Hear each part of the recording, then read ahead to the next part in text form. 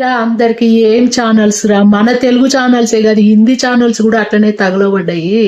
ఒక హిందీ ఛానల్లో నేను చూసాను నాన్న, వాళ్ళు ఈ యుద్ధం గురించి వాళ్ళు ఎక్స్ప్లెయిన్ చేస్తున్నారు, లైవ్ లో చెప్తున్నారు. చెప్తూ పక్కకు బాక్స్ లో తెలుసా మన క్రికెట్ స్కోర్ గానికి ఎట్లా చూపిస్తారు అట్లా చూపిస్తున్నారు. ఈ కంట్రీలో ఇంతమంది చచ్చిపోయారు, ఈ కంట్రీలో ఇంతమంది చచ్చిపోయారు అని స్కోర్ బోర్డు ఇట్లా రన్ అవ్వకుంటూ చూపిస్తున్నారు.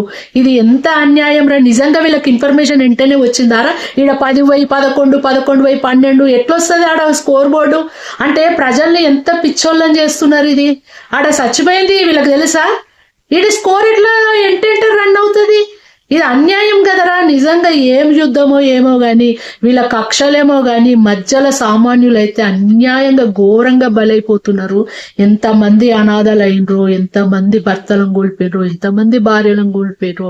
అసలు ఆ ముసలోళ్ళు కూడా ఎంతమంది ఇట్లా చనిపోయారు, గర్భిణీ స్త్రీలు ఎంతమంది ఉన్నారో ఇవన్నీ గుర్తు చేసుకుంటే చాలా బాధ అనిపిస్తుంది. నిజంగా నరేంద్ర మోడీ సార్ కల్పించుకొని ఈ యుద్ధాన్ని జర ఆయన సంధాయించి ఆపితే బాగుండేమో అనిపిస్తుంది నాకైతే.